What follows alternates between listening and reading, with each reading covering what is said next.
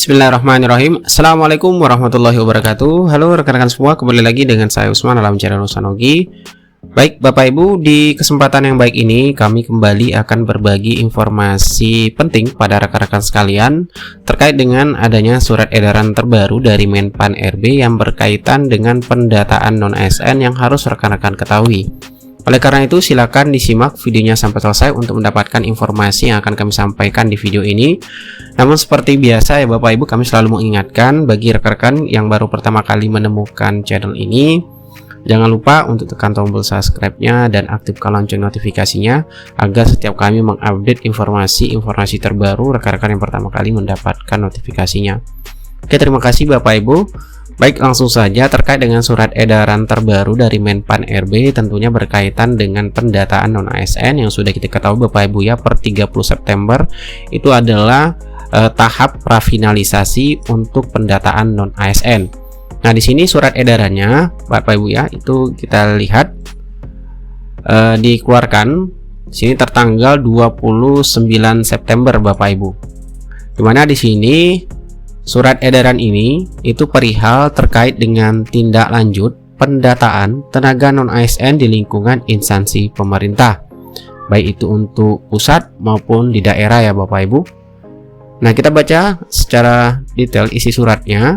Sehubungan dengan surat Menpan RB tanggal 22 Juli, yaitu tentang pendataan tenaga non-ASN di lingkungan instansi pemerintah yang telah ditindaklanjuti dengan langkah-langkah inventarisasi data oleh kementerian atau lembaga dan pemerintah daerah itu melalui sistem aplikasi pendataan non-asn.bkn.go.id, Badan Kepegawaian Negara bersama ini dengan hormat kami sampaikan beberapa hal sebagai berikut Bapak Ibu. Nah, kita lihat di sini yang pertama, isi surat dari edaran Menpan RB ini Bapak Ibu, yaitu pertama-tama kami mengucapkan terima kasih dan penghargaan kepada pejabat pembina kepegawaian, kementerian atau lembaga dan pemerintah daerah yang telah melakukan pendataan terhadap tenaga non-ASN yang berada di lingkungan instansi masing-masing, yaitu tentunya dalam rangka menindaklanjuti surat Menteri Pan RB dimaksud. Nah, kemudian yang kedua di sini Bapak Ibu dijelaskan pendataan non-ASN ini sebagaimana angka 1 itu dilaksanakan. Ya, di sini ada penekanan dilaksanakan bukan untuk mengangkat tenaga non-ASN menjadi ASN, namun bertujuan untuk memetakan dan mengetahui jumlah tenaga non-ASN di lingkungan instansi pemerintah, baik instansi pemerintah pusat maupun pemerintah daerah sebagai data dasar tenaga non-ASN. Jadi Bapak Ibu, di poin nomor 2 ini penegasan kembali ya terkait dengan tujuan dilakukan pendataan non-ASN. Di sini dijelaskan ya bahwasanya bukan untuk mengangkat tenaga non-ASN menjadi ASN, di mana pendataan non-ASN ini bertujuan hanya untuk memetakan dan juga mengetahui jumlah tenaga honorer seluruhnya, baik itu di instansi pusat maupun di daerah Bapak Ibu. Nah, ini nanti data ini tentunya nanti akan dijadikan sebagai data dasar tenaga non-ASN. Oke Bapak Ibu, itu untuk tujuan dari pendataan tersebut. Nah, kemudian yang ketiga di sini jelaskan lagi data sementara yang diinput dalam aplikasi BKN sampai dengan tanggal 30 September 2022 pukul 7:10 waktu Indonesia Barat itu sebanyak 2.113.158. Wah, ini angka yang besar ya Bapak Ibu, itu mencapai 2 juta lebih untuk data yang masuk untuk data tenaga honorer untuk di lingkungan instansi pusat maupun daerah Bapak Ibu. Dimana dari 2 juta lebih ini itu terdiri atas 66 instansi pusat dan 522 instansi daerah. Nah, berdasarkan telaah BKN ditemukan data yang tidak sesuai dengan ketentuan surat Menpan RB nomor B/M.SM.01.00/2022 itu tentang pendataan non-ASN, tentunya itu tidak sesuai Bapak Ibu ya terkait dengan kriteria honorer yang masuk ke dalam data BKN itu ada yang tidak sesuai datanya Bapak Ibu setelah dilakukan telaah oleh BKN. Nah, kemudian di poin yang keempat di sini dijelaskan lagi, berdasarkan hal tersebut dalam rangka menjaga validitas data dan akuntabilitas pendataan tersebut agar para pejabat pembina kepegawaian melakukan langkah-langkah ini menindaklanjuti terkait dengan data yang 2 juta lebih tadi Bapak Ibu ya, yang ada juga tidak sesuai. Nah, yang pertama, bagi instansi yang telah melakukan input data nanti wajib melakukan verifikasi dan validasi kembali. Nah, jadi nanti akan ada dilakukan oleh instansi masing-masing Bapak Ibu, yaitu melakukan verifikasi dan validasi kembali untuk memastikan bahwa data tersebut sudah sesuai dengan surat Menpan RB tentang pendataan non-ASN, yaitu tanggal 22 Juli 2022 kemarin Bapak Ibu. Jadi ini akan divalidasi ataupun diverifikasi kembali oleh instansinya. Nah, kemudian yang kedua atau yang B, bagi instansi yang belum melakukan input data tenaga non-ASN agar melakukan verifikasi dan validasi data sebelum data tersebut diinput ke dalam sistem aplikasi pendataan BKN untuk memastikan bahwa data tersebut sesuai dengan surat Menpan RB ya, terkait dengan tentunya pendataan non-ASN.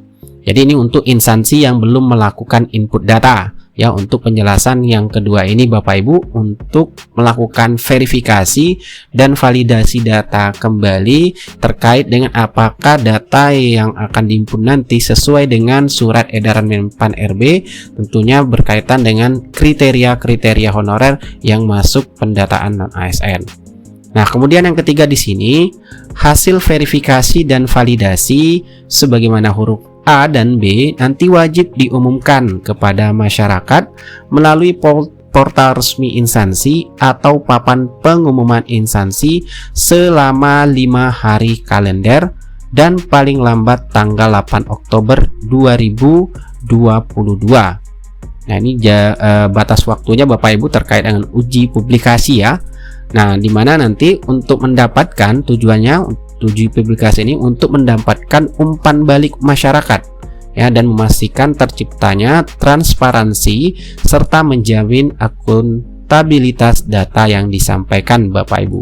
Nah, contohnya seperti ini ya. Ini sudah ada contoh instansi yang mengumumkan uji publik pendataan non-ASN, bentuk pengumumannya seperti ini. Nanti Bapak Ibu bisa mencek data-data yang sudah diumumkan setiap instansi dan Bapak Ibu bisa memberikan umpan balik ya terkait dengan untuk memastikan bahwa data tersebut mungkin ada honorer tidak masuk ke dalam kriteria nama masuk. Bapak Ibu bisa memberikan umpan balik terkait data yang sudah diumumkan setiap instansi masing-masing.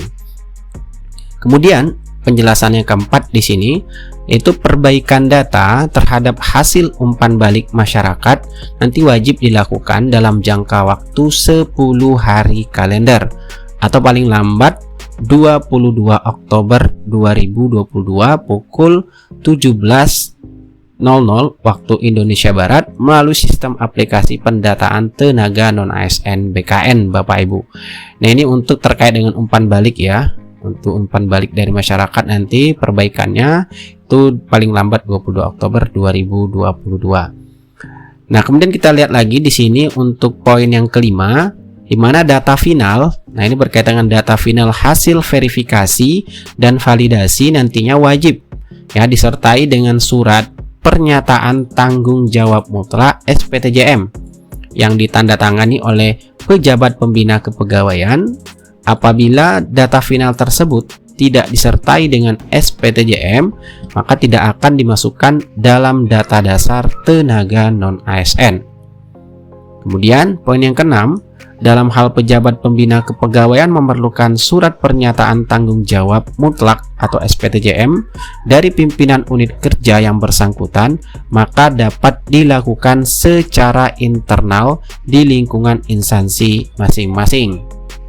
Nah, kemudian yang ketujuh, apabila di kemudian hari ya terdapat data yang tidak sesuai dengan ketentuan surat Menpan RB ya, dan ada dua ya terkait dengan pendataan non ASN ini, maka akan berdampak pada pertanggungjawaban hukum ya, baik bagi pimpinan unit kerja maupun pejabat pembina kepegawaian. Tentunya berkaitan itu nanti akan diaudit ya Bapak Ibu. Nah, ini surat edaran Menpan RB yang kita dapatkan informasinya terkait dengan tindak lanjut pendataan tenaga non ASN di lingkungan instansi pemerintah. Nah, bagi rekan-rekan mungkin masih ada yang belum melakukan pendataan non ASN, jadi tunggu saja Bapak Ibu, selalu koordinasikan dengan instansinya. Bagi rekan-rekan yang belum masuk namun memiliki kriteria untuk masuk ke dalam pendataan, karena di portal BKN tersebut itu ada menu baru ya Bapak Ibu untuk non ASN yang tidak terdaftar di prafinalisasi. Nah, nanti Bapak Ibu bisa, ketika ini sudah bisa dilakukan, Bapak Ibu silakan input lagi datanya, nama instansi, nama lengkap, nomor induk, tanggal lahir, nama jabatan, unit kerja, dan mengupload SK-nya Bapak Ibu. Nah, jadi Bapak Ibu silakan jalin komunikasi ataupun bertanya ke instansinya masing-masing terkait dengan setelah tahap prafinalisasi bagi rekan-rekan non ASN yang masih belum terdata namun memiliki kriteria sesuai dengan surat edaran Menpan RB tentang pendataan non ASN. Oke, sekian informasi yang dapat kami sampaikan. Semoga informasi ini bermanfaat. Wassalamualaikum warahmatullahi wabarakatuh.